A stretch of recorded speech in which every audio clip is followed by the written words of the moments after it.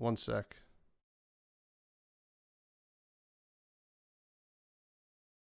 Okay.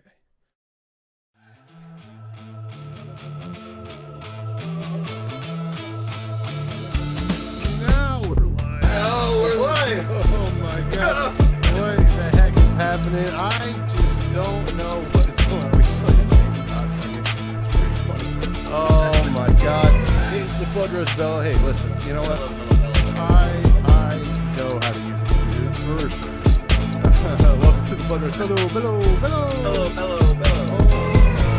Atlanta, we are here to finally we are here for the Budrush Bellow. I'm your host, Tommy Fresh. You are all my buds, and you know, as always, we are joined again by my humble co-host, Mr. Viz, aka Gary.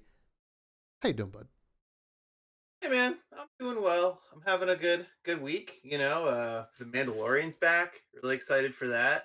You know, your favorite character's pretty much back, right? Babu Frick. Babu So Frick. excited. Love Babu Frick. But what else is going on with you? Yeah, not too much. You know, I had a great weekend hanging out with the buds. I got to, go to Central PA and get to, visit the old Al Central games. We'll get to talking about that later. How are you doing? I am well. I'm well, Gary. And it is that time again, Andrew. Thank you for joining once again. I hope your tax season is going well. You know, my week was good so far. I had an interview, which was interesting. The third part to the Jumpstart series that I've been working on for LSS came out on Great their article. website just a couple hours ago, and that one was very fun to write. It's kind of about card choices and pitch values, but for a beginner level deck builder. So I hope anybody watching, listening can go check that out. It was fun. I got one more to write coming out in 2 weeks, and we're going to be talking about how to pick a hero, you know, Cool. that That's fits your play style or your personality or basically your aesthetic or anything like that. Yeah, that's a tough one to write. You know, that a lot of people have a lot of passion for different reasons. So Oh I'm yeah. excited to check that one out. Yeah, I'm excited to write it though. I think that one's like it's not the most in the weeds, I guess, as some of the other ones are. It's kind of more like, hey, listen, like, who are you? Let's find out who you are and kind of figure out what here is going to make sense for you when you play this wonderful game called Flesh and Blood. But hey, listen, we got a great show for you. We have a giveaway for folks that gave to the Trans Lifeline. Is that what it was called? Trans Lifeline giveaway, or gosh, charity, which was cool. The prof kind of initiated it, and we kind of hopped on the train a little bit. And it was we got some people to try to give away a hat and some Magic the Gathering thing. You'll have to explain it when we get there. We have a Crack-a-Pack. We have Scabskin Moment of the Week. We're going to talk about our weekend in beautiful, scenic Central Pennsylvania. And then we're going to talk about our thoughts on what the legendaries are going to be in Outsiders. And then I have a Leviathan deck that we're going to look at. We were we were going to do Data Doll, and then Bobby didn't give us a Data Doll deck. So, hey, listen, Bobby, if you're listening, send that Data Doll deck. We'll do it next week. he pops into the chat. He's like, Data Doll? I'm like, yeah, let's do it. No answer. So, yeah. I gotta love Bobby. Yeah, gotta love Bobby. So, before we get to all that, though, I do want to shout out to the Patreon, which you can find in the show notes. Helps keep the mics hot, the lights on, and it's a great place. We're going to open some packs as we always do, and whatever we don't open on this show, we open on there, and hopefully we'll hit the Fabled on one of those pack openings, and you get access to bonus episodes, a Romney Club membership card, and a Handwritten note from me, some stickers, and yeah, I mean, all of it's very appreciated, not required, of course, and yeah, and also, on top of that, please check out the Fresh and Buds podcast, which is my, the main podcast that I do every week. It's not live. It is well, it's not scripted either. Certainly not scripted as anybody who Probably should be. probably no. That's not how podcasting works. And we got a great episode tomorrow with Majin Bay, who just top-aided Indianapolis Calling. Next week we have Pat Shaw from Off the Rails TCG, who's in chat right now. He's going to be coming on to basically yell at me. No. Pat's wonderful and has a great deal of insight on yellows and how useful they are. and yes. I'm also recording the fresh set review of Outsiders next week with Bill from the Spike Feeders, which will be out the following week, which is all very exciting stuff coming out this month. And then I think we're going to get Levi Rauch on to talk with some Azalea stuff down the line, which should be a lot of fun. Now, do you want to do this giveaway here? Talk a little bit about it first for anybody. This is something's very important to you and something I support as well. So, yeah. Yeah. So, we had seen this going around Twitter last week. But the Clarion Community College was running a fundraiser for the charity Trans Life. And the goal, the whole idea of the campaign was to just donate some money, and then you get entered into a drawing to some collector boosters for Magic. But what happened was Twitter really jumped on and a lot of people started giving things into that campaign as well. So not even just donating.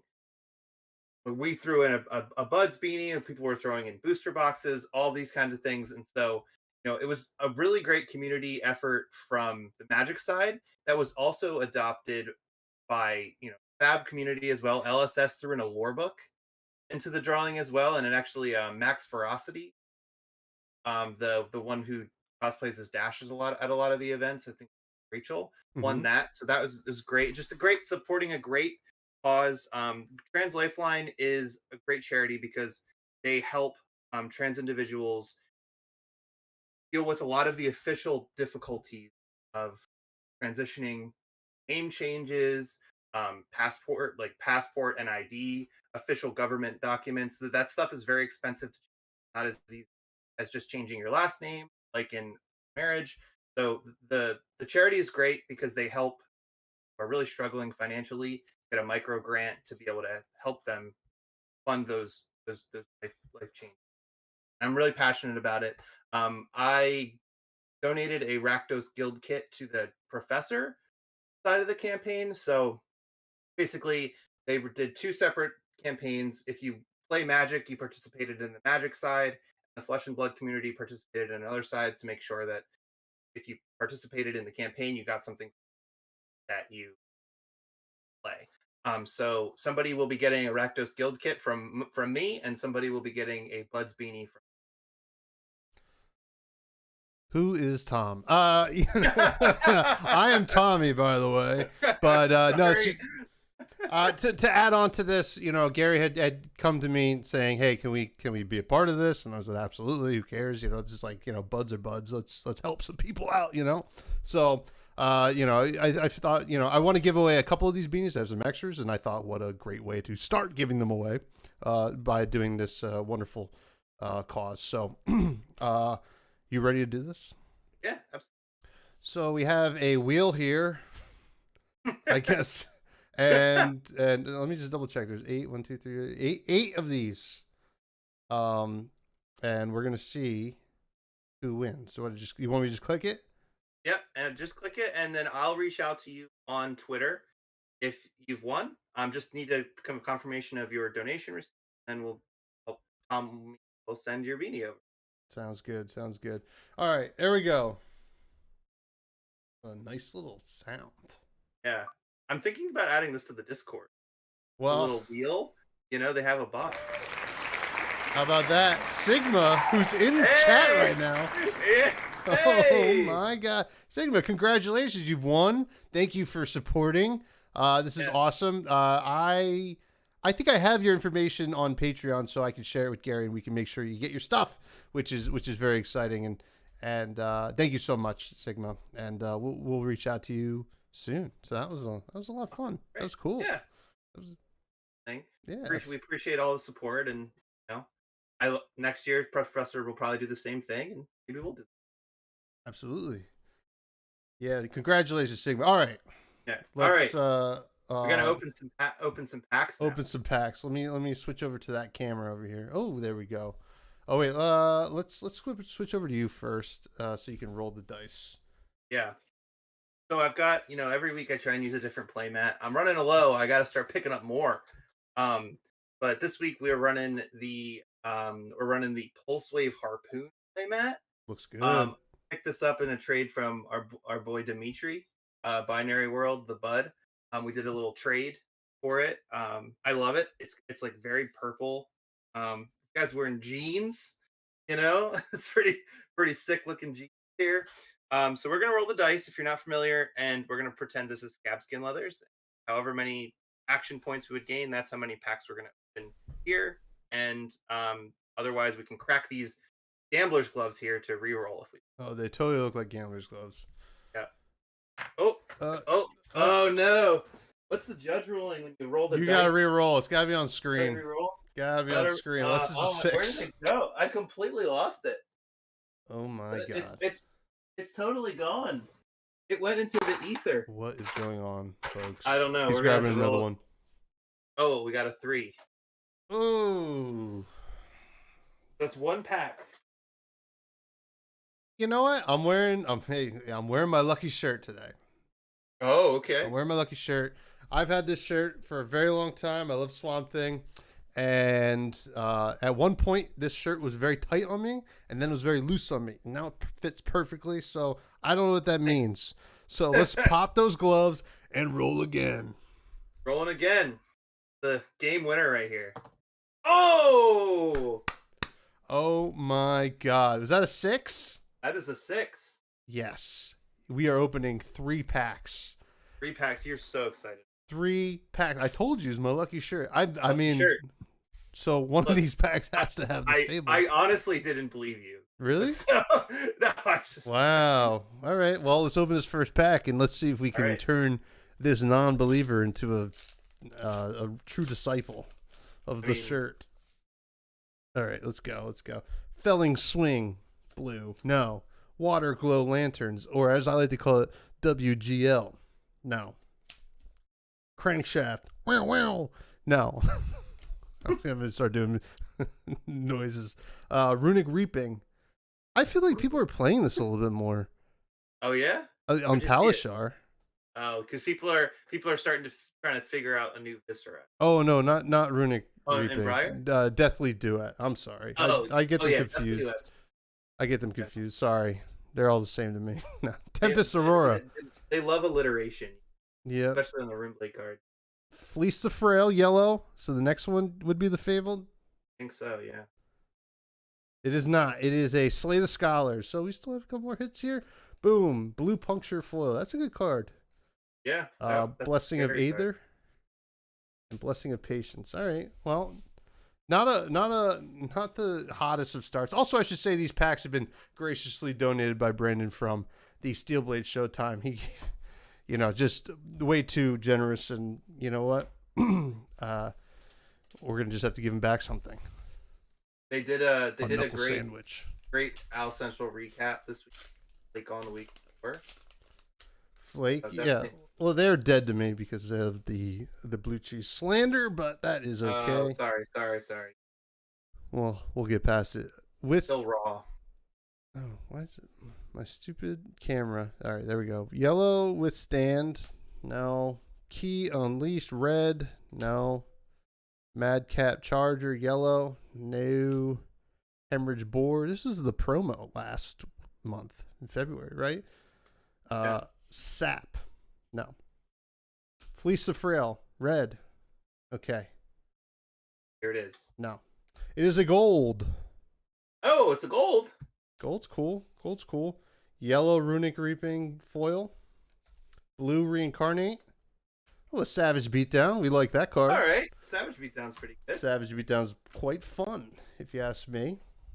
And the final pack. Let's see if we can do it. Get that Savage Beatdown in the camera there. Gotta keep that one. Blue puncture. No. Spectral Prowler. Blue. No. Uh-oh. This is another all blue pack. Blue Predatory Streak. Okay. Now we're at Point the Tip. Yellow. That's not blue. Crankshaft. Red. All right. Annihilate the Armed. Red. Let's see it. Let's see it. Oh, no. It's a yellow shred. Hey, yellow shred's pretty good. Followed by red foil Spectral Prowler. A drill shot. And a blessing of ingenuity. Okay. All right. Well, so the lucky shard, you rolled a 6. Rolled a 6. Rolled a 6 good. And got a Brute Majestic. Right. Yeah, I mean that's very on brand. On Brute brand. I mean, Swamp Thing really feels like a Brute, right? So yeah. 100. It's like Elemental Brute, 100%. Yeah. Which, you know, it would be very cool to see. I don't think they'll. I guess they'll have to bring back elemental stuff at some point, right? But I don't know. I mean, it's literally proven to be the most strong things that can be printed, right? At least ice, you know. I mean, Ball Lightning and Brute. It would have to be Earth, I think. But then you get Channel Mount Heroic, and then. Oh my gosh, Channel Mount Heroic and Brute would be insane. That would be so good. All right, wait. Channel Mount Heroic. Like maybe you just set up the Channel Mount Heroic and like swing with club, right? Right. And then next turn you're like Wild Ride for 9, go again. Wild Ride for 9, go again, and then club for 5, which is that's 23 damage if my math is correct, which I hope it is. Honestly, once Briar goes, Channel Mount Heroic open season, Oldham will start playing it. I've played against Channel Mount Heroic Oldham, and honestly, let's be real. It's almost more likely that Oldham rotates before Briar at this point. At this point, yeah. It's like it almost feels neck and neck, right? So even though Briar's like 1 win away, but we will see. I think even if Briar wins the Battle Hardened this weekend, we have it until Outsiders, until the Pro Tour. So. What can you do? What can you do? I'm happy with it. Keep Briar in. I'll get to keep the Rosetta Thorn. Yeah. Rosetta Thorn needs to go, but that's another topic for another day. Speaking of brutes, let's talk about the Scabskin moment of the week. Yeah, what you got? Do you believe in magic in a young boy's heart? I used to, and then. No, it's all flesh and blood, baby. I was saying product fatigue. So I want to bring up something real quick. It is a meme that I posted not too long ago. It is this. It says, it is a picture of Reinhardt. Says the beatings will continue until morale improves. So I took Reinhardt to Owl Central this weekend. I've been playing Reinhardt basically since the calling in Indianapolis. And I do like Reinhardt. I don't want to come out here and trash Reinhardt. But there is something about Reinhardt that makes me just miss Leviah, right? And I think it's the pure power level of the Leviah cards. Yeah. And there's like the high rate. It just feels so much better. It feels like you're really like competing with the broken stuff that other decks do when you're doing the things you're supposed to do. And I think a lot of people would probably disagree that I like in the fact that I think that Leviah is just better than Reinhardt. Maybe not always in the meta, but I think right now is probably somewhat decent as long as you have a plan for ice, which I think you have to. And so I took Reinhardt to the Owl Central. I went I went 1-4. It was a slog, which is why I wanted to bring up the beatings will continue until morale improves, because I was taking beatings. I think some folks might take this meme as, oh no, I'm slamming people down with my swing bigs and my wild rides and my Savage Feast and Bear Fangs, all these really cool names for cards. Savage Beatdowns, Reincarnate. I do play that. Pack Hunt, or Pack Call, I think. Is the really good one. So in the course of the day, I whiffed on my draw discards like at a minimum 2 times per game, except for the game I won, Oh, which is brutal. So like when brutal, when you whiff in Rhinar, it's not the end of the world, right? Because you don't have blood debt or anything like that you're gonna lose or whatever. But it just swinging a 2 for 6 without go again is just not. It's not gonna cut it. It's so easy to either take that damage or block a little bit and just return a way bigger hand, right? And it just happens so often. And I think the thing that really not bothered me, but the thing that was like, man, this variance is really getting me today, is when I would have 2 6s in hand, draw the card, and it would be something that wasn't a 6, and then my opponent would roll the dice, pick the one with the non-6 or whatever. And I was just like, oh my God. Now, I don't want to get up here and just talk about bad beats, but when Scabskins and the brute life in general is full with variance. So it's important to talk about when the variance doesn't go your way, because it's important part to know about kind of playing the brute decks. Now, it was still fun. I can't help but have fun when I'm doing crazy stuff like that. So yeah, there was no real bad Scabskin rolls actually. I think I might have had to pop my gloves like once or twice, and I didn't roll double ones. And that's great. Yeah. I mean, so what else could you ask for other than miss? Yeah, it's brutal. It is rough, my friend. So and they don't block. And they don't block. So, I think like the one that hurts the most is what the heck is it called? Wild Ride like hurts a lot because you are planning a whole turn around it, but Bear Fangs really hurts because you're setting up for a very good rate. Yeah, 2 for 8, right? 2 for 8, like you're only pitching one card or whatever, and maybe you rolled Scabskins, and I know I need to add more. And Sigma says add more 6s to the deck. I agree, but what can you do? I mean, I don't think there's that many non-6s, but hey, listen, LSS, if you're listening, and we know you are, a blue 6 or swing big. Oh. Well, yeah, or swing color shift. Give us the color shifted swing big, a blue swing big, 6 for 2, and if they block it all, they get a quicken token. That's so not good. Not good at all. That's so not good that I can pitch that. But anyway, that was the Scabskin of the week, and I just wanted to bring up that meme because it does make me laugh. Because man, it has been very true. I think my little stint with Rhinar is coming to a close now. The Outsider's coming out. Get to experience Riptide and maybe even mess around with Leviathan some more if we get some cool stuff in the generic slots. So yeah, it's basically an update on what's going on. But hey, listen, just because I was missing stuff, Gary, yeah, at Owl Central, I think we had a blast. So let's talk a little bit about it. Oh yeah. I want you to talk about your top 8 run first, and then we'll get into the auxiliary stuff.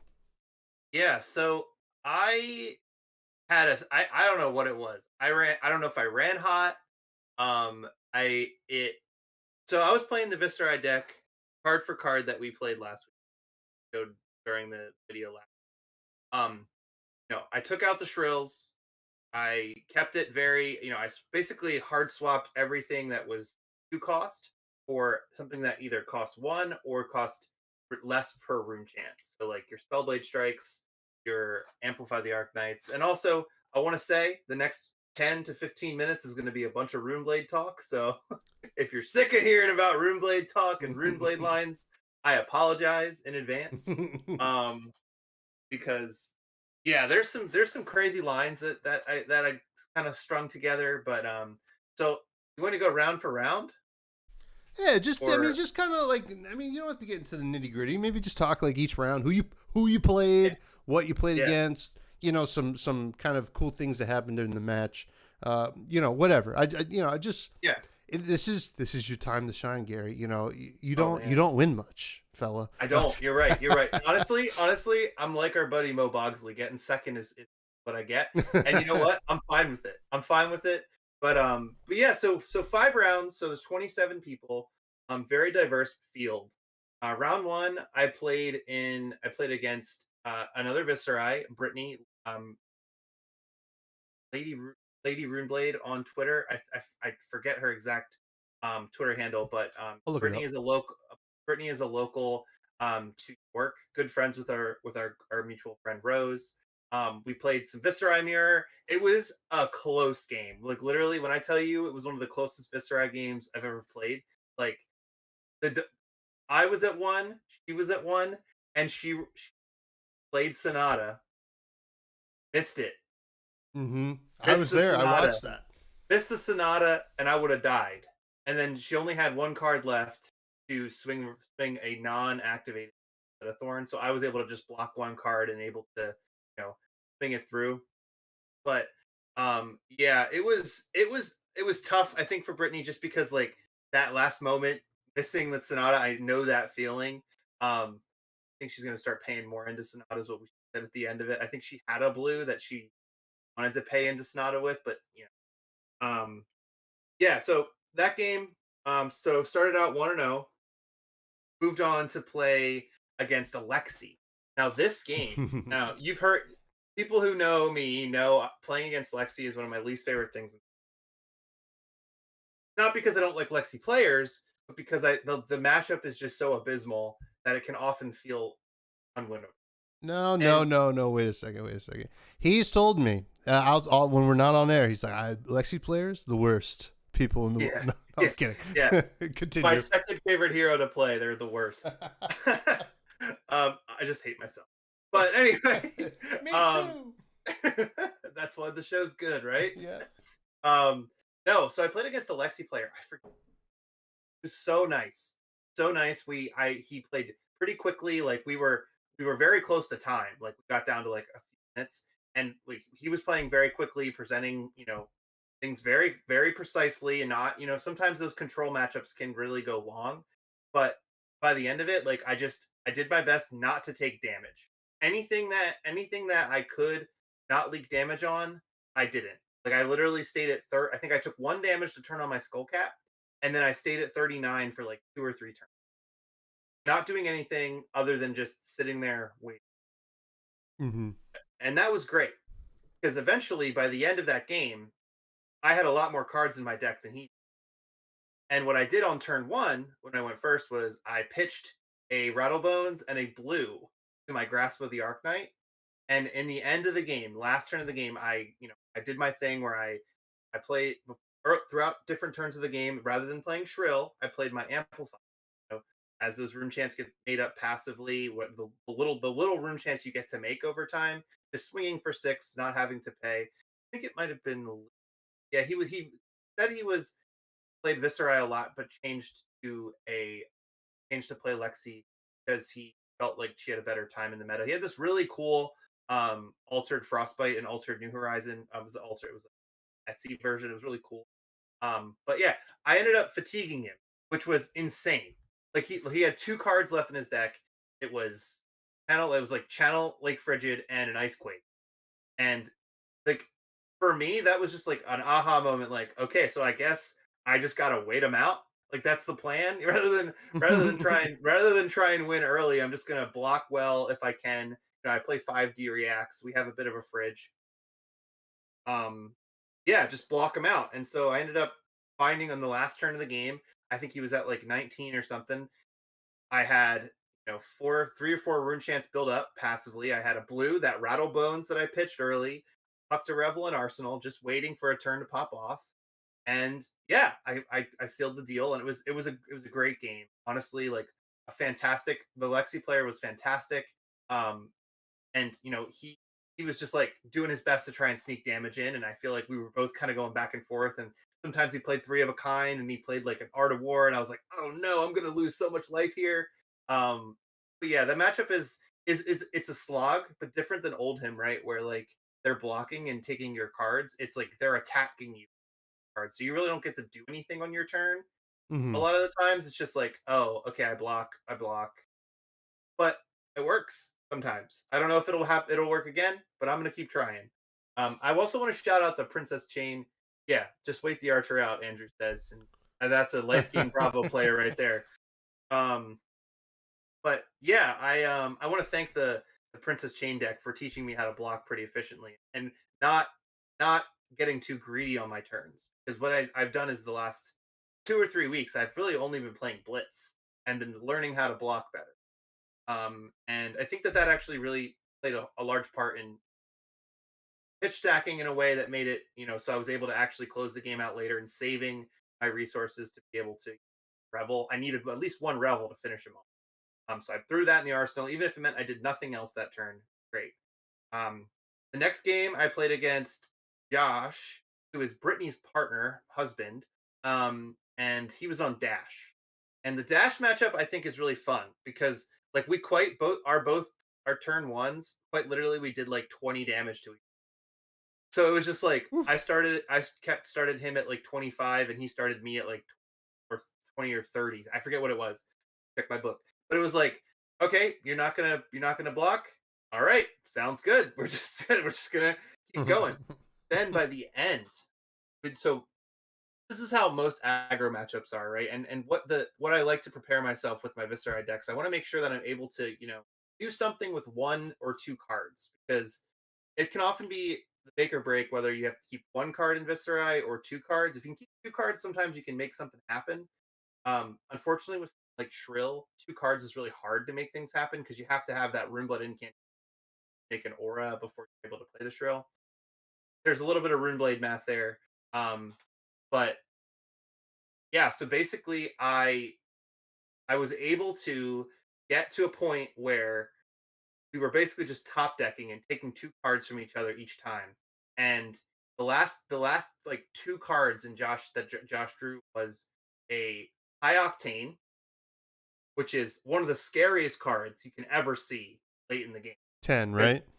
No, well, no. high No, it's octane max is velocity. Sorry. whenever you boost in an action point. Mm-hmm.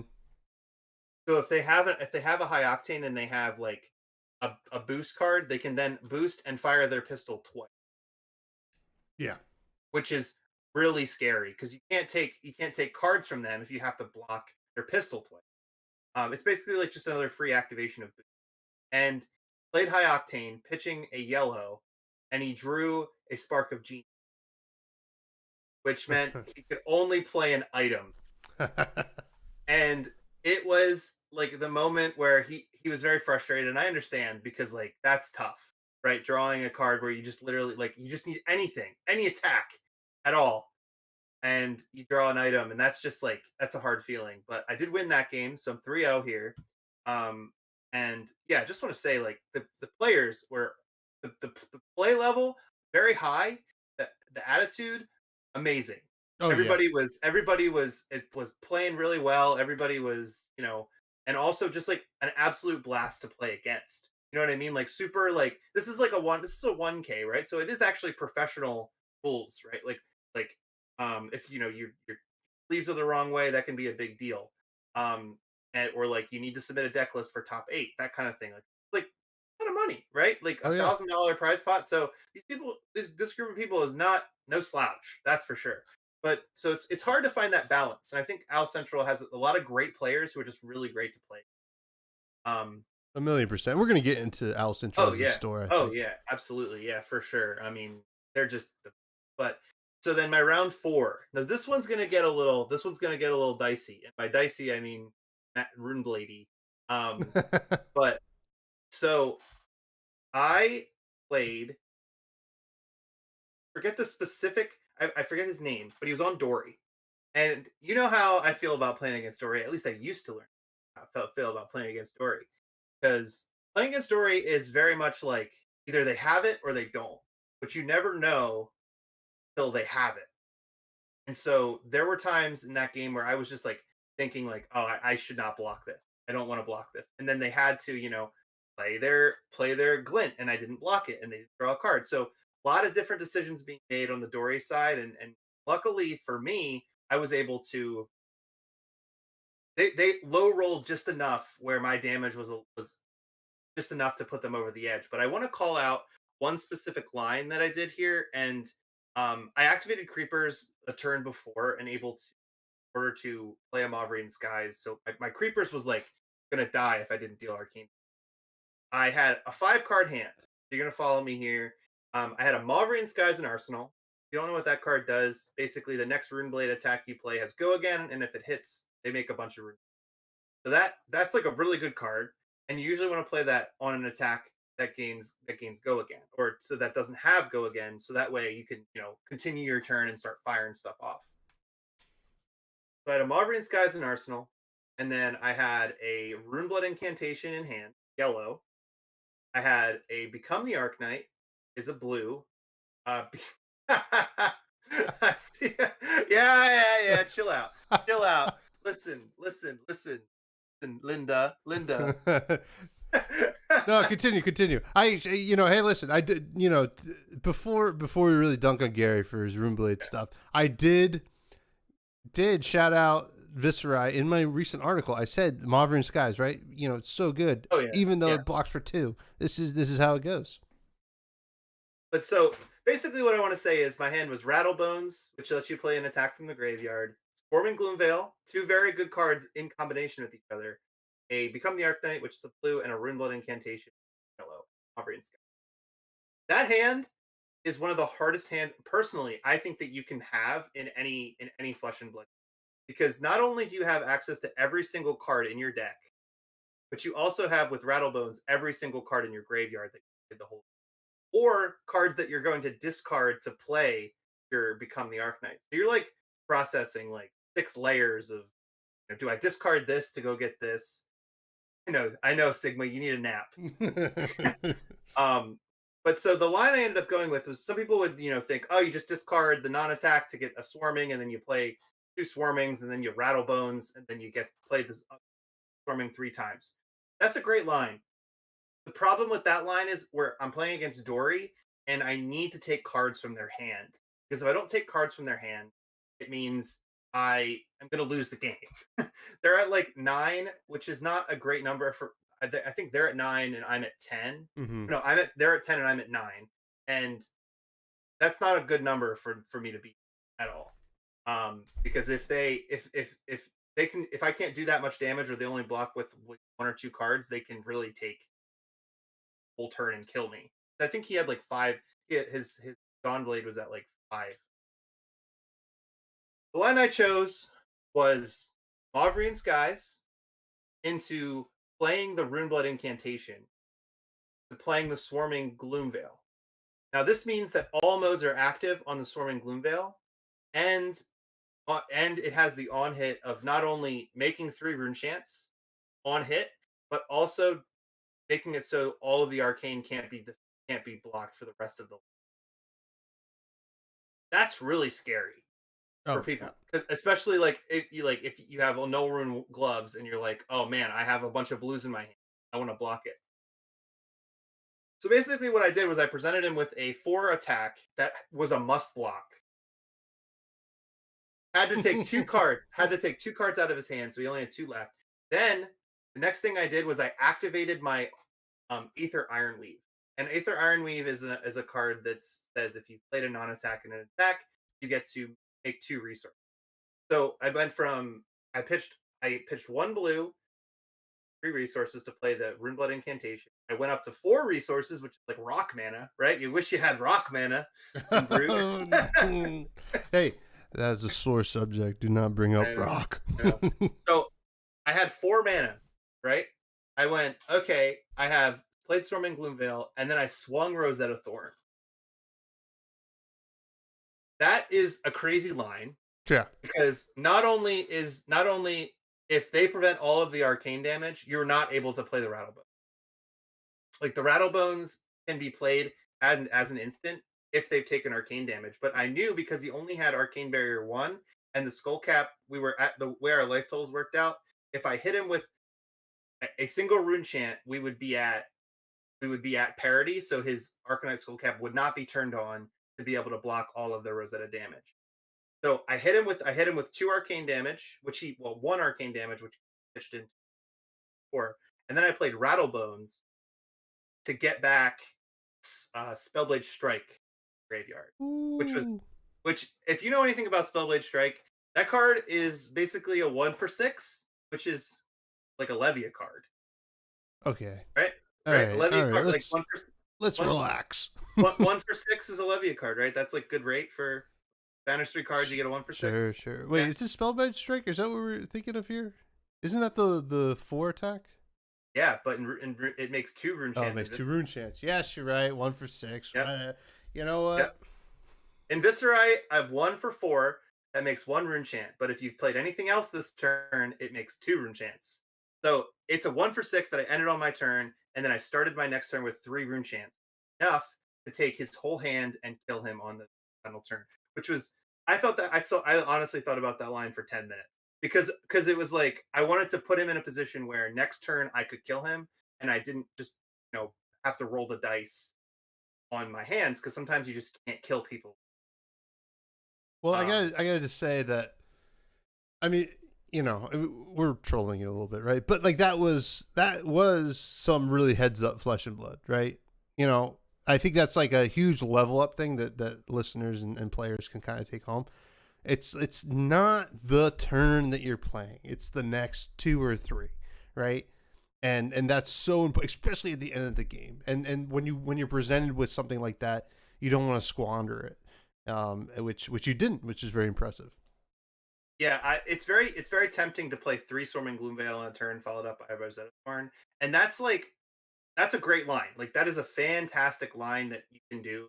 It'll be it'll probably it'll probably end the game in 1 or 2 turns, right? Hmm. But if those attacks get fully blocked out, or you're not able to pay for it because of some interruption, like maybe with the warrior or a sink below or something. That if they have like 2 sink belows, that line is significantly.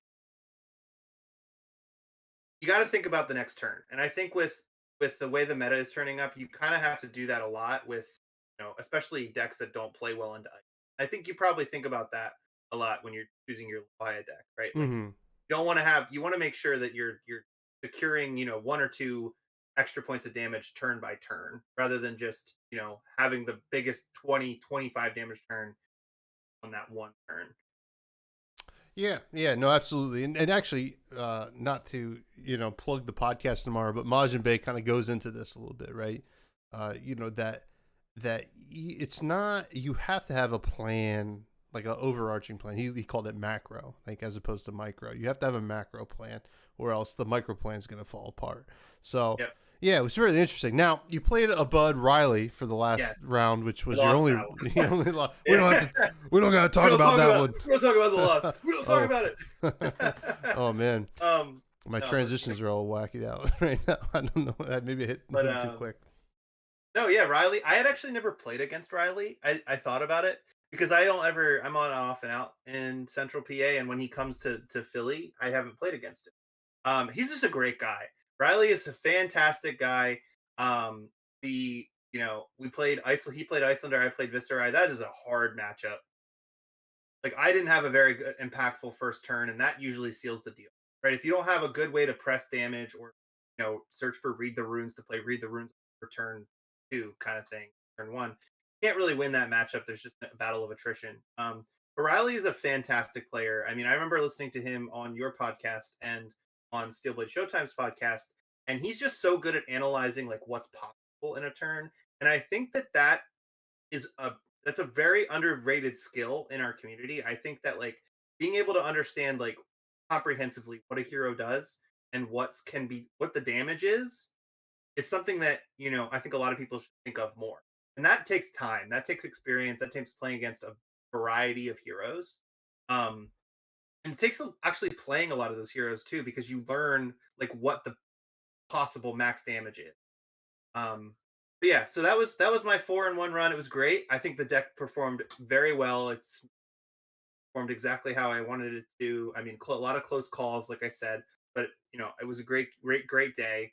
We ended up splitting the top 8, which was great because playing another 3 hours can be hard, and I don't want to play against Oldham in the top 8. Yeah, I only did want to play against Riley again because I knew I was going to lose. But yeah, so we split in the top 8, which was great. And then you were in the other room somewhere. There was like a a room where people played when they didn't win the game. Listen. Hey, listen. I was with the people. I'm a man of the people. I was learning about other players and what they're like. But hey, listen. So I do want to kind of make a point, right? So you went 4-1. I went 1-4. So pretty much even Stevens on the day for the team. Yeah, 5-5. 5-5. Hey, listen. I mean, pick up some slack. If you had gone 5-0, we would have a winning record. But I could, because it's a 2-hour drive for me, about right to go out there, and I could easily get in the dumps about that, right? I could be like, I drove 2 hours, my whole Saturday. What am I doing? I'm whiffing on wild rides, and people were beating me with decks that I should beat, or whatever. I could think all those thoughts, and maybe I did for a hot second, right? Like when that first whiff happens, when it would be especially when it was like game like deciding, you're like, oh my god. For a second, you think that stuff, and then I get brought back to reality. And like you said, all right, so wonderful people at Owl Central, and great players, and great to play against, and great to actually have a really competitive game with, which is incredible, right? It's really hard to do. It's really hard to find that. It is, and I first want to shout out to Riley, because I as we had discussed the first time he was on that on Fresh and Buds, is that Central PA probably wouldn't have a scene like it does if it was not for Riley. Riley was a huge part of growing the game at the LGS level, and now I think folks in that area can go from armory to armory. I mean, hell, Rose. Yeah. Rose top aided, they split, and then went to an armory. It was just crazy. Yeah. My Brittany, my round one win, won that armory. Oh, okay. Yeah, so there you go. And like, which is incredible that in a place like, if you're not familiar with Central PA, Pennsylvania, it's populated, it's for sure populated, but it's not, there's no like big city. I mean, like what Harrisburg is like the biggest city, maybe Lancaster City, but it's like Amish people running around. We don't know what's going on over there, but like it is. I don't know. That's really an oversimplification, but when people see Lancaster, that's what they think. But Shady Maple. But like it's incredible that a place like Owl Central is the way it is, and I attribute it to folks like Riley and everybody that plays there often. But also want to shout out Sam, who was the head judge. Sam Hershey, who's just I love Sam. Sam cracks me the hell up.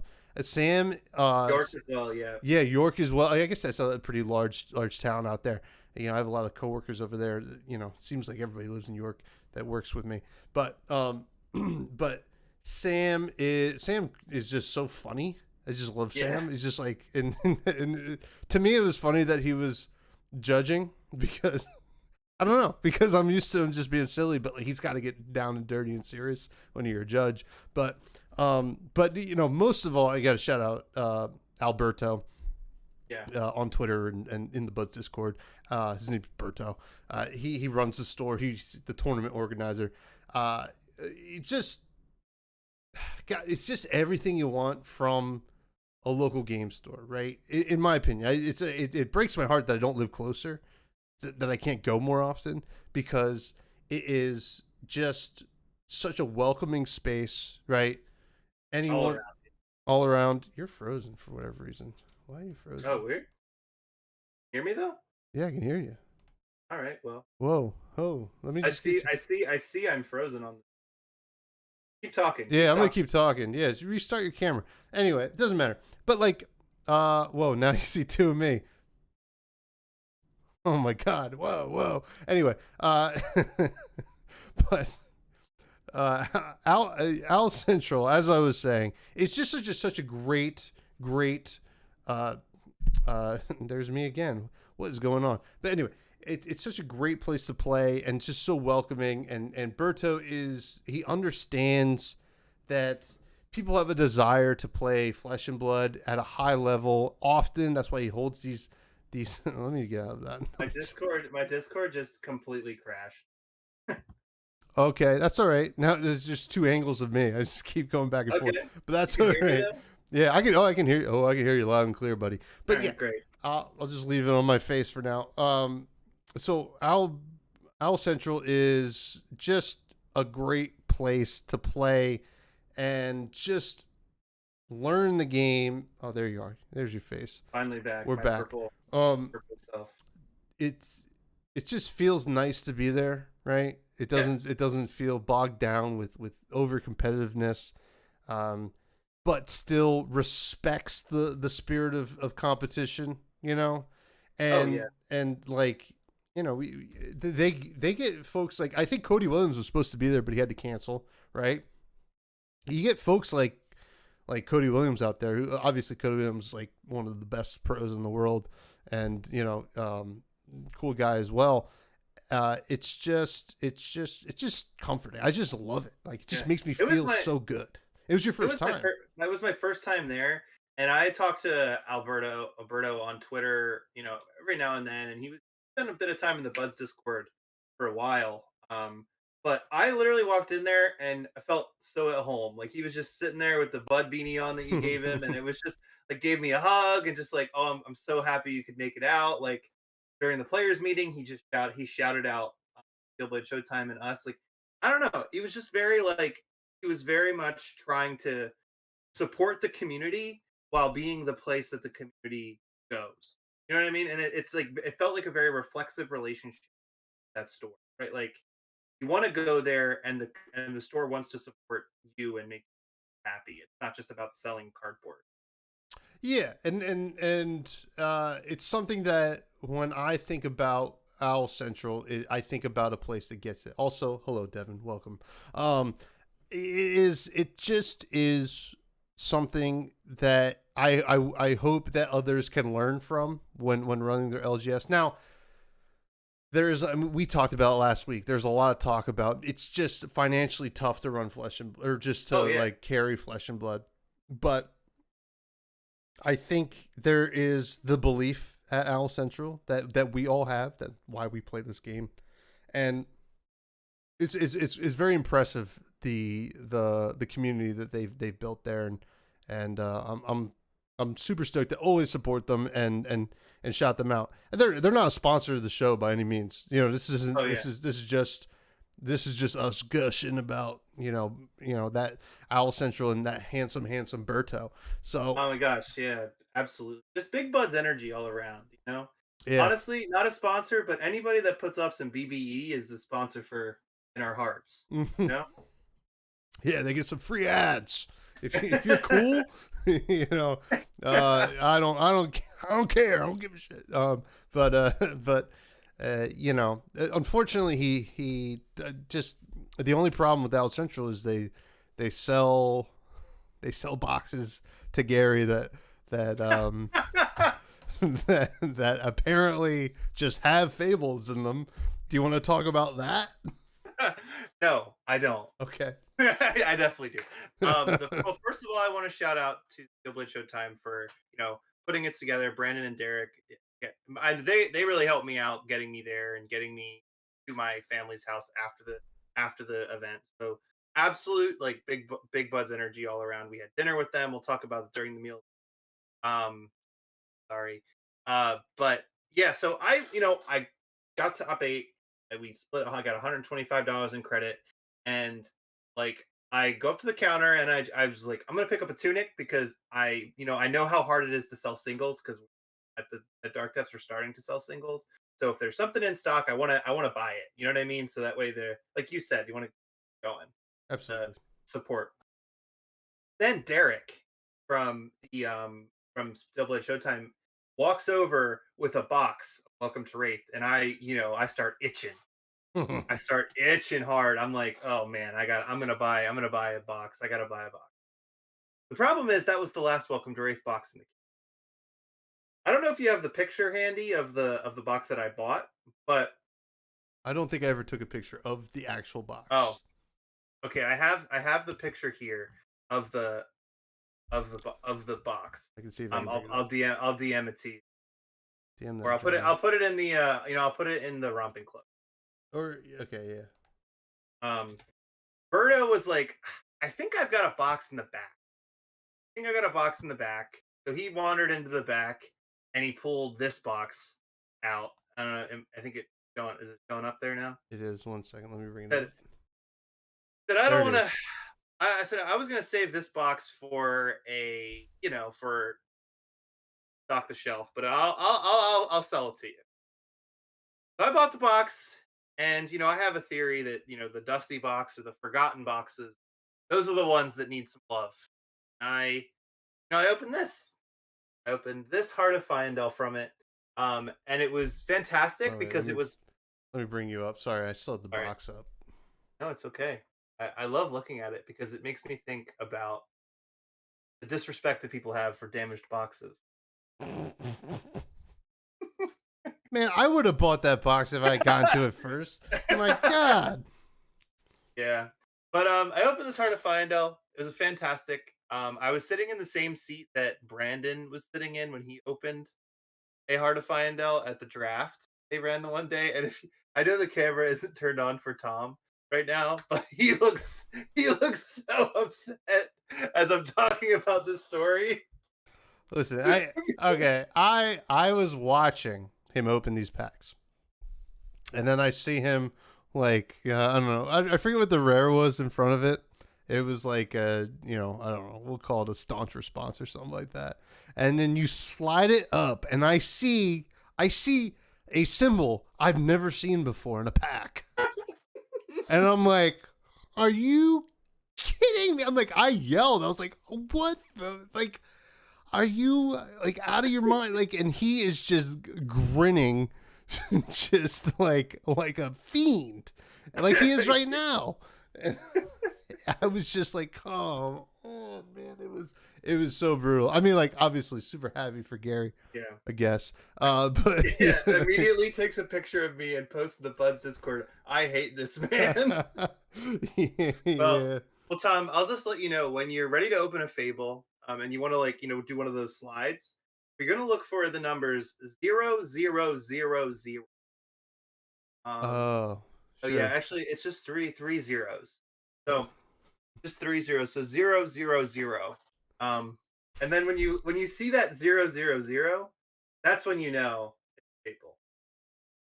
Listen, I cracked a savage beatdown tonight, and that's a Fable in my heart. 007 007. That's James Bond numbers, dude.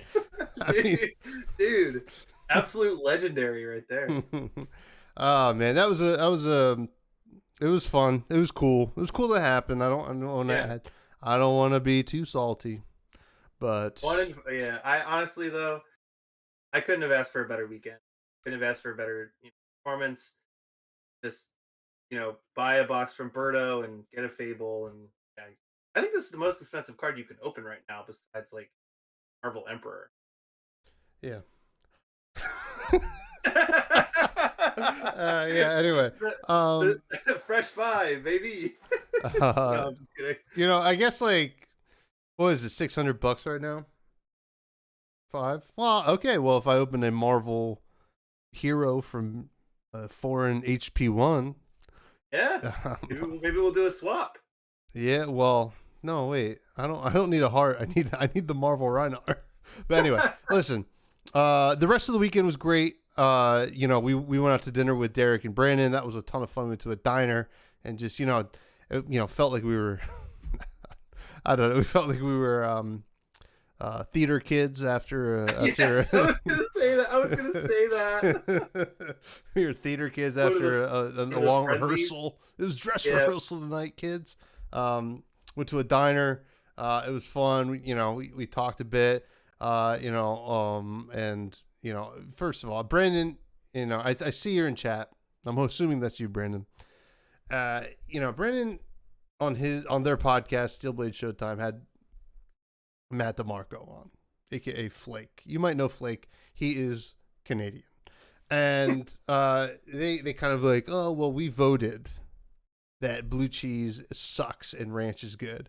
So I just want to point out that Brandon ordered a French dip sandwich at the diner, and he didn't catch this initially. I did bring it up later in the meal, but when he ordered it, he said no onions to the server, and I made a look at Gary. I was like, I mean, that is a look of understanding. Yeah, it was like, I mean, are we? I mean, do talk you about trust this? him driving you after this? Like, what is? It was, listen, I don't want to trash anybody's taste, but if you don't like onions, you can't be trashing on blue cheese. That's just what I'm trying to say here. Listen, ranch. Hard to roll. Yeah, I like ranch when it's got an F in front of it and the A is an E. I like French dressing. So, and you like French things, right, Gary? Yeah. Yeah. So anyway, it was a fun weekend. I know, they were very helpful to you, and it was fun hanging with them. It was good seeing Riley and Sam and Berto and everything like that. It was fun. I can't wait for the next one I can make it out to. Probably not till after skirmish season, but hey, listen, I have no doubt that I will have many more times at Owl Central for a good time. And I implore anybody in the area to check it out as well. Do you want to get to the Fresh Five? Absolutely. So we're going to talk a little bit about what we think the legendaries are. We think there's 5 of them, right? I think that's confirmed. Yeah. And Andrew says, "Hey, what about those of us who have an issue digesting onions?" Andrew, would you choose them if you didn't? If you couldn't, that's the question. I have trouble digesting onions. I've been burping up the curry that I made yesterday. So, it's just like there's some sacrifices we have to make. I have this trouble digesting most things. It's called getting old. Apparently, according to Derek, I look 39. So, we went around the table. Yeah, 27. 25. Yeah, they're all asking, how old do you think I am? I'm like, oh, you look 25. It's like, oh, I'm actually 33. How old do you think I am? 39. I'm 31. Andrew, you have a pass if you got a slight allergy to them. I understand, but you got to admit they taste good. Tastes good, and honestly, to be honest, Tom, you don't look a day over 30. Thank you, Gary. Oh my God, it's like friends like these. No, I embrace looking older. Helps me get into bars. This guy looks 39. Anyway, Fresh Five. Fresh baby. 5. All right, let's start with Az's quiver. So Az from Go Get Gaming, our dear friend, our British bloke. Has a legendary quiver that he is spoiling. He said that on the Living Legends podcast. So at least that's what Greg told us. I'm hoping that he did say that. But I have a feeling that, he does. And thank you, Devin. Devin says you just wear wisdom on your face. I don't think that's true. I don't think I have the wisdom. I was to say that it lives there, but I don't know if it carries through anywhere else. Let's just say I've seen some stuff. So, but as his quiver, so apparently it's going to be Ranger's answer to fatigue. So we already saw one quiver, right? So quivers you could just play if you have a bow. It could just be it's an offhand that you could just play. Yeah. And awesome. It's really cool. We've only seen one, the one that Mark Poole illustrated, and I forget what that one does, but we don't. It doesn't matter. We're talking about Az's. So what can it do? So initially, well, how does it deal with fatigue, right? So the biggest issues with fatigue, and especially after watching your game against Lexi on Saturday, was that they were running out of arrows. So how do you solve that? You grab them. I would assume you grab them from the graveyard. Do you think that is what this quiver does, or what are some other options for these bows? Yeah, for these quivers. I think that that's a great idea. I think that depends on the power level, right? Because like you see some majestic pieces of equipment being absolutely busted. Mm-hmm. And then you also you have Mask of the Links. Then you have legendaries where you have like legendaries that are significantly better than some of their majestic counters. Mm-hmm. The majestic quiver we currently have is basically you can pay a blue, look at the top card of your deck. If it's an arrow, destroy the quiver and put that into your arc. Yeah. That's what it does. That is a very mid kind of way Yeah. to you get one fix to redraw your hand. And to redraw an arrow and be able to fire something, which is kind of nice, but it's not like it's not game changing again. Certainly not. No.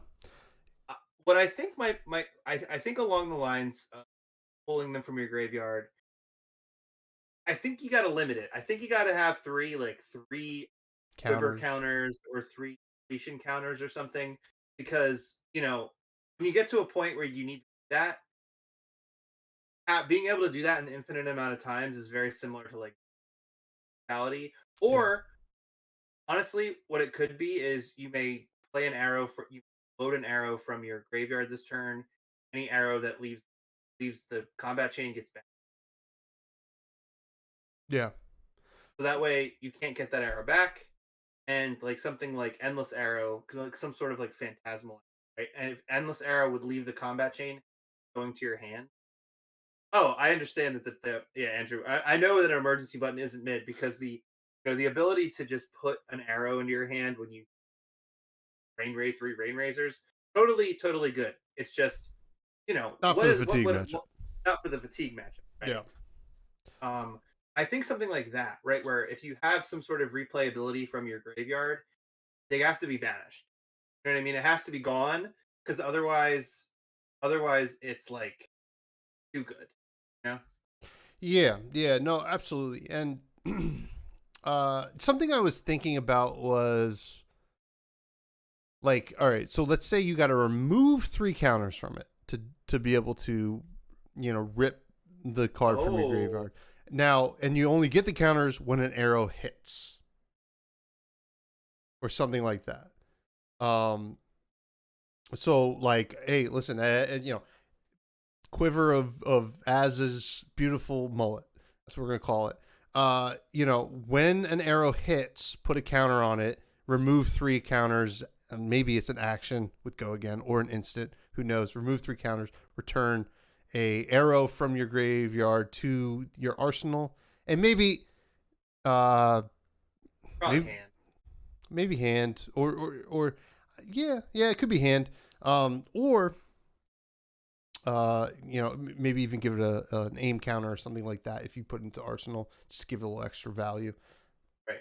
Because like in fatigue, it's hard to hit 3 times, right? It's like it's gonna take some like rain razors and stuff like that going on. So I don't know, something like that. I have to imagine it allows you to repeat arrows in a way, right? Now, how about this? So, SAP.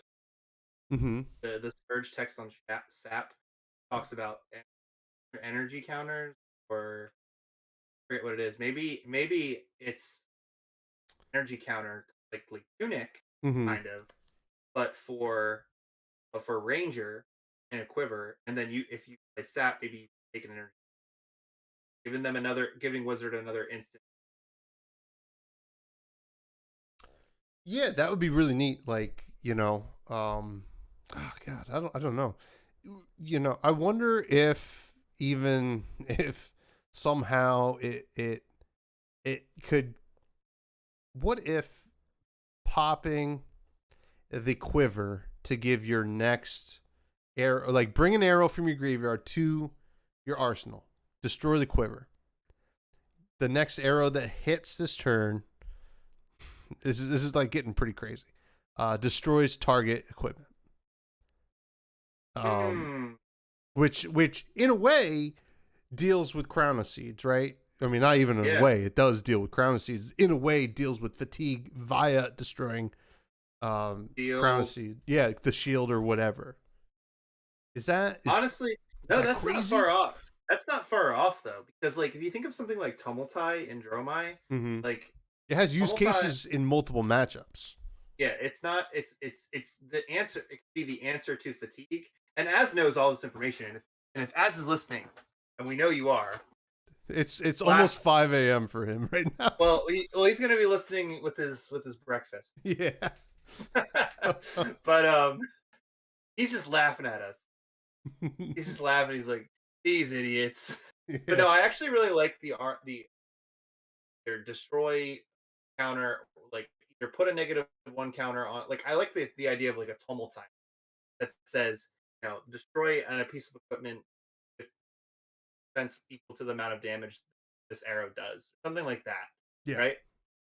Because then even if it doesn't hit, get rid of Crown of Sea. A bomb case. Yeah. Yeah, it's a little bit more destructive. You kind of like take the quiver off and just slam it against something. Well, how But do you think? How do you think Riptide's blowing up a bridge? oh, well, hey, listen. If Riptide, well, okay, all right. Let's move on to some other legends here, right? So we got my thoughts. We're gonna get 5 legends. My thoughts are we're going to get 3 specific legends for classes, a generic legend,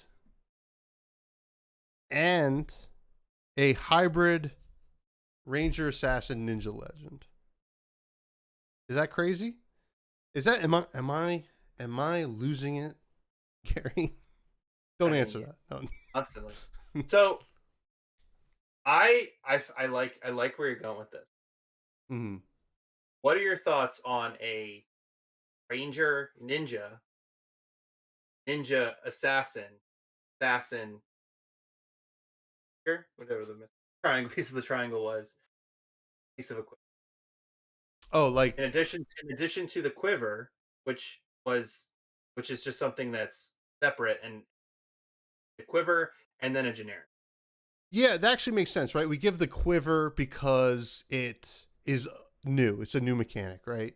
Yeah. Give us a new mechanic because that is, like specific to that. That makes sense. And then we get 3 hybrid things. That would be really neat because we've gotten look at ninja. Well, my big thoughts here, right? Like ninja, assassin, and ranger all really need chess pieces, right? Yeah, So we can get multiple chess pieces. yeah, that's Um, true. but and I guess Assassin needs gloves assassin needs too. gloves. Yeah, yeah.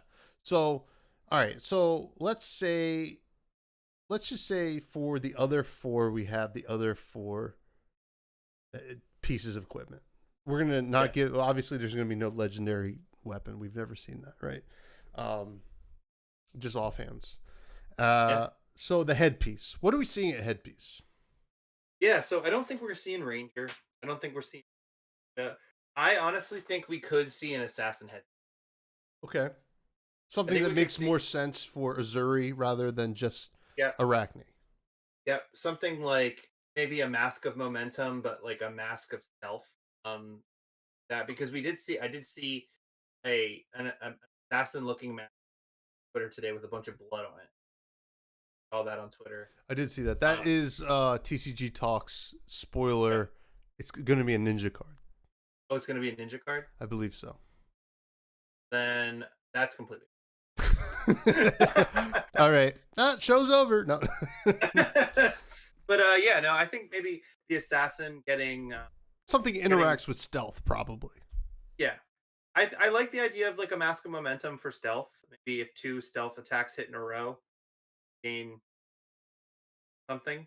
I don't think you can do silver because I don't think there's silver in the set, but I don't want I like the idea of another assassin headpiece because frankly, if you're playing Mask of forget Mask the hot Peter, the hot Mask of Mask I of forget his Perdition. Perdition, yeah. Yeah. If you're not playing silver, the silver attacks, it's not very good Mm-hmm. because there's not a lot of ways to get silver back, and you have to hit to back. Yeah, maybe assassin getting a headpiece. Yeah. I agree. I think they could also get the arm piece, right? Yeah, Um, which I would not be surprised to see them lean heavy into assassin. It's the first real assassin set. Arachne, original Arachne, great, but like Yeah, Not I mean they were supposed to be released. yeah, So like design is I think very separate. exactly. So this is going to be like, the reckoning for Assassin. So which is very fun. Think about, they need arm piece. Uh Ranger could use an arm Ranger piece as well, right? honestly, I was thinking for the assassin with an arm piece would be um something like oh, what is the gloves that guardians use? They never activate. Maybe something with Battle Worn 1, Battle Mhm. Worn 2 that Oh, Battle Worn Crater 1 Fist. probably yeah, Crater Fist that you destroy it, all of your stealth attacks this turn +1. Yeah. That one has temper. But Andrew here has a great question. We've seen common ninja headpiece. Possible quivers below majestic. Do you think the new hotness will be locked to the start? I I would be surprised if we don't get a common quiver, Oh yeah. We're because gonna it's get a comp. one, it's a draft set, and it's a brand new mechanic that seems to be like such a well, it's such a no-brainer for Ranger that I know that they realize, well, we missed on this, let's make up for it, right? It's something that this is Brian Gottlieb coming in and say, yeah, I would assume Brian Gottlieb coming in, why don't we have quivers? Let's get the quiver stuff going on. And I would be surprised if we don't have a common quiver. But arm piece could be assassin, could be Ranger. We'll see. Uh, the question here is, do we get something that's very Riptide forward? Something to do with traps.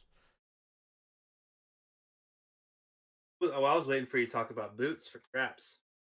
Yeah, well, okay, let's talk about chess piece. So chess piece, Ninja needs a chess piece, right? Yeah. And they all Ninja gets do. Now, I would yeah. maybe we get a really good generic chess piece, right? Because there's lots of talks about final spring tunic. It's like, this card's crazy $300. expensive.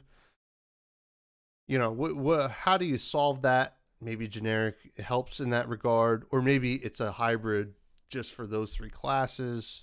I think something along those Yeah. lines would be smart, right? Because it doesn't completely destroy the playability of Final Spring Tunic. Obviously, we still want to be able to play that card. It's expensive, but maybe it switches up things for those heroes. I'm gonna bring up something we talked about, I think a while ago. We talked about what would a replacement Mm, and we looked at like what Carrion Husk, no. I wish. But we looked at what Crown of Providence does differently, Arcanite Skullcap. And I think we talked about this idea, or maybe I'm thinking of things in my head. But Yes, the if you block with this next turn, you get one or two. that'd be kind of neat. That'd be kind of neat, right? And it would be generic with not even temper, just they break.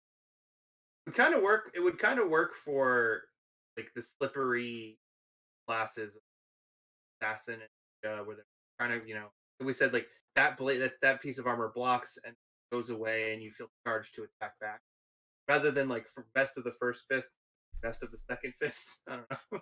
Yeah. So there's some interesting rules things with like the next turn you gain resources. So I'm actually like, I'm looking at Karen Husk right now. Which says if you defend with it, banish it when the combat chain closes, and then it also has at the start of your turn if you have 13 or less life, banish it. Yeah, So they can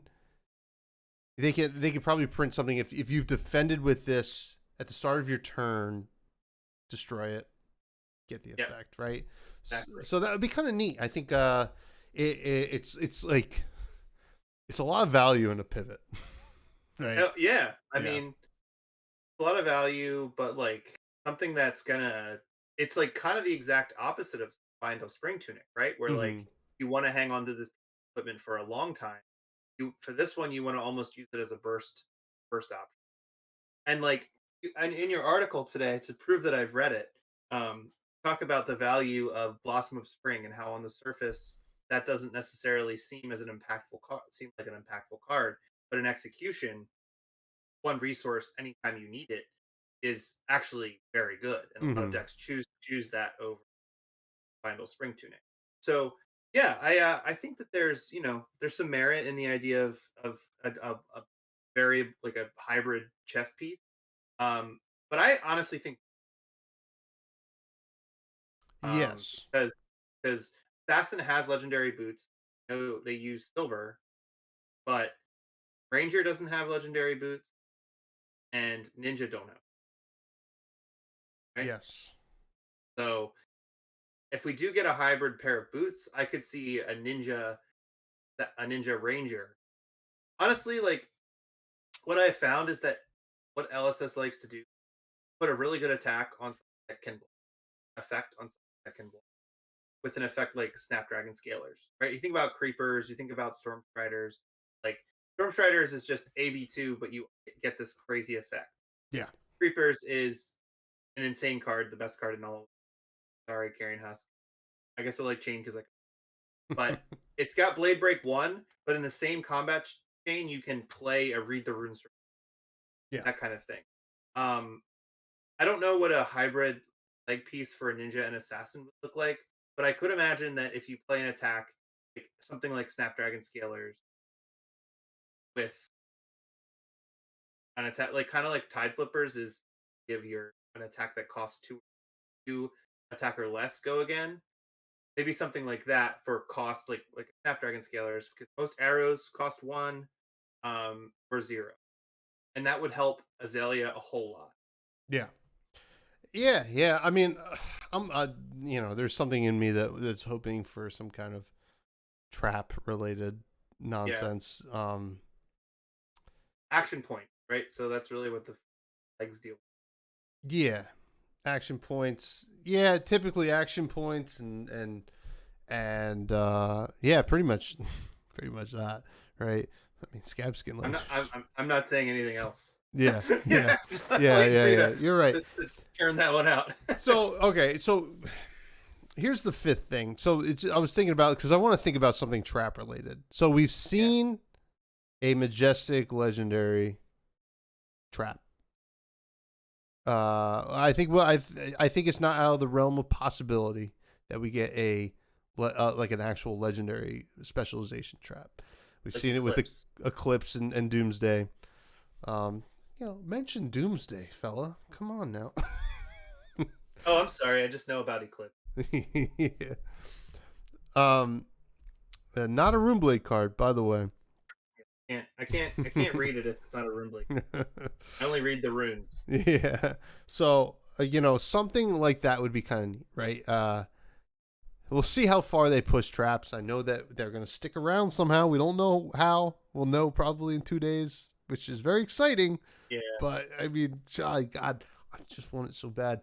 But yeah, that's pretty much where I'm at with the legendaries. It's hard to say. Assassin's just like the Wild West to me, right? They could do like anything with what Azuri does. Like we just know stealth probably checks something. And I mean, I'm gonna open a can of worms here. And open it, please. What if there are talents and we just haven't seen? That'd be interesting. Well, so they do the old switcheroo and give us talents on the cards, on the hero cards that we've seen what they are, but that's interesting. Like, because Azuri's frame changes, right? Yeah. To the pits. I mean, to the pits. I'm just saying, LSS. I love this about them. They don't follow. They make people think they're following a pattern, and then they just don't. It sounds wild. I mean, I'm not opposed to it, right? I mean, geez. Well, I mean, we're getting an Azalea Blitz deck, getting a Benji Blitz deck. So I don't actually think it's a thing because like they would have to completely pull all of the heroes in the set, but like. It would be nuts. It would be nuts. It would be nuts. Pits, nuts, and buds. Yeah. Anyway, that's the fresh five. I mean, we don't really know what the hell's going on, but I think we have a pretty good idea of of what we need, right? Yeah. I think we know what we need. Not we, but like the game needs, and I think LSS has a pretty good beat on that as well. So, do you want to see a mid Levi deck? I mean, is it a 1-4 performing Levi deck? Oh wait, sorry, that's a Rhino. That was Reinar. Thank you very much. So let's talk about this Levi deck I'm messing around with. So all right, well let's look at the equipment here. This is pretty much the stock equipment that I'm rocking with these days with any Levi deck. You got your husk, Meat axe. you got your tunic. There's no meat axe in it yet. I think Romping Club's gonna eventually go in. Maybe I'll fuck around with. Excuse me, I just said the F word. I guess. I mean, it's my own show. What am I doing? I can say whatever I want. Maybe I'll mess around with Bone Basher if I'm feeling crazy. Carrying Husk, Crown of Providence, Spring Tunic might just leave. I haven't really found a reason to play it. Oh, the Capolo's in. Hello. Hello, Capolo. Mandible Claws, Null Rune, Scabskin Leather, Skull Crushers for Ninja, Skull Horn, Spellfray Cloak. All right, normal stuff, right? Let's look at the first row here. All right, Boneyard Marauder, super normal. Rainbow Dread Screamer, okay. All right. I've usually don't see the yellows, but I do like the yellow, right? A 5 go again into something else is always going to be good. Turn up Blood Debt. Yeah, oh yeah. Oh my gosh. Sorry, Look, sorry, Burke. Burke. So actually, this is a good story. I was messing around with this deck, and I hadn't put all the AB in yet, and I match up with Burke from the Discord, who it's pronounced Vasarai on the Discord. And he's like, "Oh, look, it's the Fresh Lord himself." And I'm like, "I need to." He's playing Kano, and I was like, "I have to back out of this match because I have no AB." Capola says, "Razor Reflex because you are a chain wannabe." No, I am a revolutionary. So we got the Dread Screamer Rainbow. We have 1 red Ghostly Visit, spicy. 2 blue Ghostly Visit. I'm super high on that card right now. You know. The reason you don't play the yellow? What was that? The reason you don't play yellow? Breakpoints, my friend. Breakpoint. I mean, 2 doesn't have a breakpoint, but it's 2 is a breakpoint. 2 is a breakpoint. Okay, 2's a breakpoint. You know, I mean, like I guess it's but like 2 is fine, and it's a blue that you can play out of your Banished Zone. Graveling Growl, red and yellow. Why are we playing both the red and yellow, you might ask? Well, we're playing Razor Reflex in this deck. So, you know, on Graveling Growl, it's not going to be like the go again. It's more the gotcha on the Graveling Growl.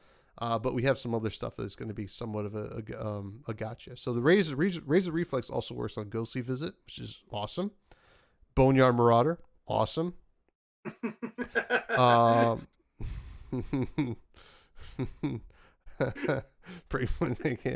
right, Capolo, relax. Capolo, you know what? You're done. We got.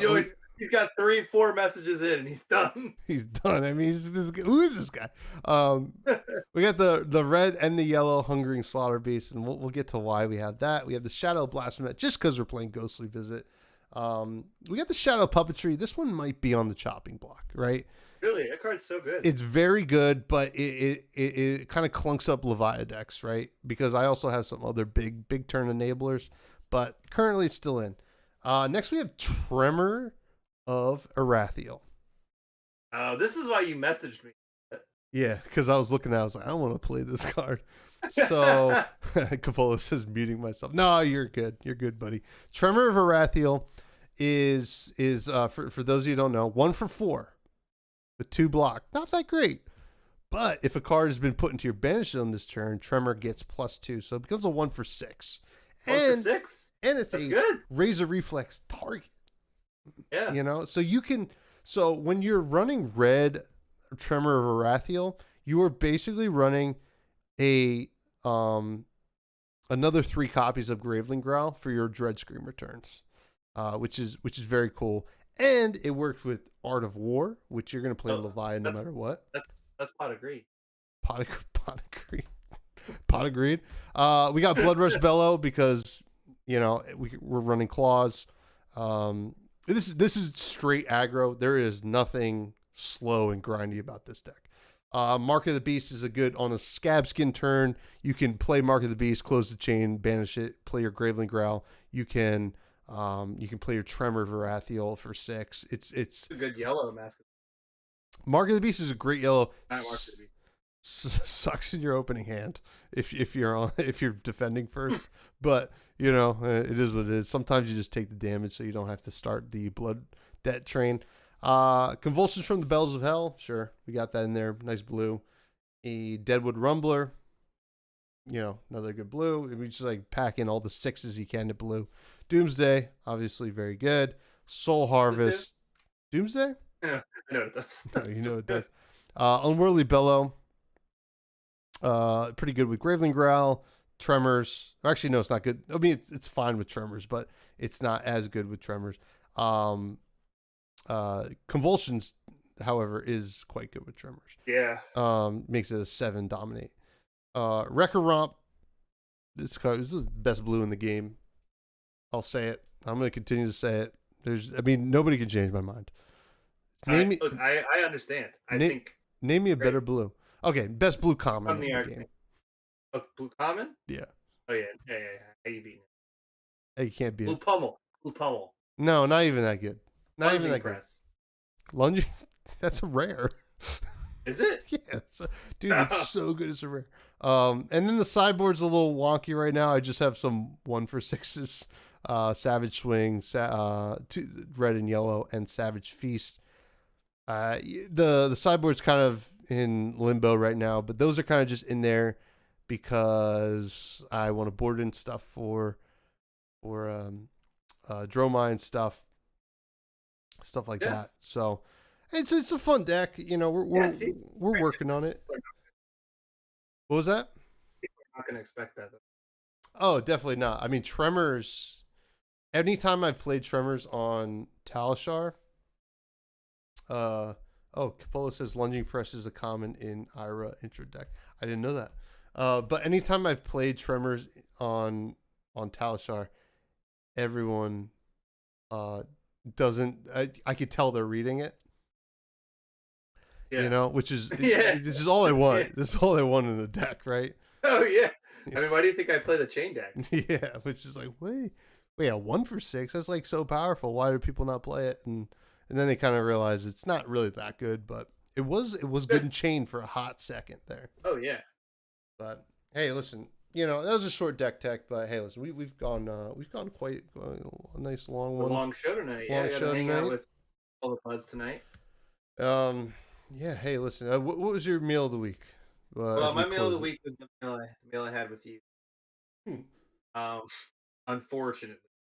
No, we went to the Linden Diner, Derek and Brandon, and we got some nachos, cheesesteak egg rolls, the appies, and then I got mine was really good. It was eggs Benedict on chicken and waffles.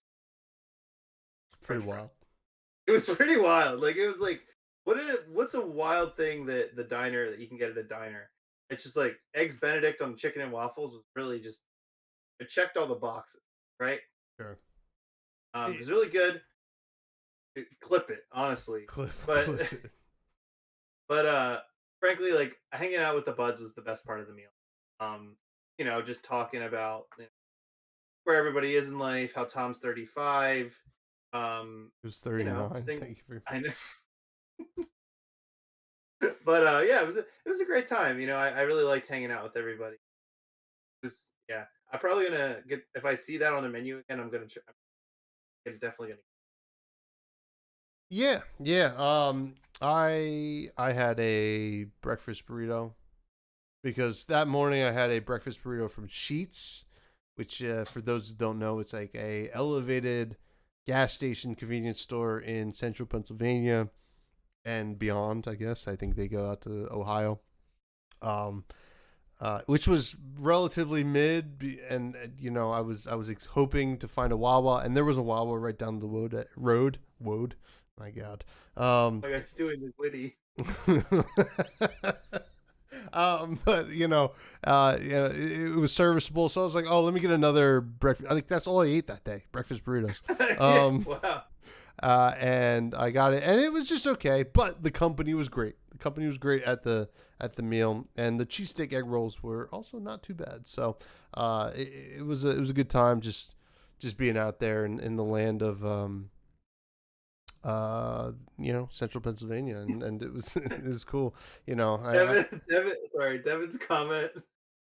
That's like OP chicken meal. Not only did you eat the adult chicken, but you also potential offspring. Oh my god, that's true. Listen, it's like a chicken omelet. It's like chicken first, the chicken or the egg. Benedict Arnold. That's who. Both. And not only did he betray this country, he betrayed the chickens. But anyway, Gary, you got anything to plug? No, not nothing crazy this week. You gotta have Majin Bay on, which is great. Hopefully he answers my Legend of Runeterra question. As somebody who hasn't played the Legend of Runeterra. You can find me on Twitter at Mr. Viz. I'm gonna, I live in the Buds Discord. I've been, studying up on my judging. So if you have any questions about judging, or you want to talk about rule interactions, work, pronounced Vosarai. We've been judging, but been very judgy lately. So if you have any questions about judging, or want to talk about, how to take the judge test, and have any questions, reach out to me. Love to chat.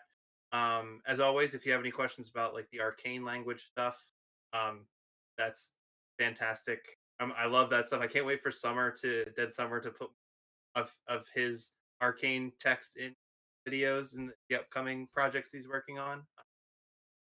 But yeah, I just want to plug the Buds Discord. Definitely come over, hang out with us, play any kind of game you talk about. We'll talk about anything. Amen. You can continue to find me at FreshBudsPod on Twitter. Check out the article that I just put out on Flesh and Blood's website. Talk a little bit about card choices and stuff like that. Gary read it, which is pretty cool. And what else do we got here? Fresh and Buds tomorrow. Majin Bay. It was a fun chat with Mr. Bay, as I like to call him, and it was a lot of fun. Check out the Buds Discord. Check out the Patreon and YouTube. You're watching on YouTube. If you're not subscribed right now, please subscribe. Once we get to 500 subscribers, we can do the Levia full adult thing. I'm gonna cosplay it. Whole show, right? Whole show. It's gonna be crazy. I mean, I'm gonna be so uncomfortable. And I'm gonna be dead. and Gary's gonna be dead. He's gonna be the dead rabbit. It's gonna be pretty wild. And tell your friends. Why not? Right? Tell your buds, because we're all buds here. Check out the Buds Discord. It's a lot of fun. And we might miss next week because I'll be recording the set review. It is kind of up in the air. That might be a game time decision. But I will say that because I opened all 3 packs on the show tonight, that I'll open 3 more on Patreon right after this. So check out that. Maybe I'll get the Fabled there. So everybody, also leave a comment if you want to do a watch party of the set review, so that way we can roast Tom for 4 hours. Yeah, if we want to do a watch party of my set review with Bill of Outsiders, I mean, let me know. I mean, it was fun, and Andrew, I thought about doing the set review live, and that sounds like a madman's game, and but maybe the watch party is the way to go. But everybody, please have a great night. Thank you for hanging out. Always appreciated. Love you all, and be good to each other, and be buds, and see you later. Hello. Hello. Oh, bellow.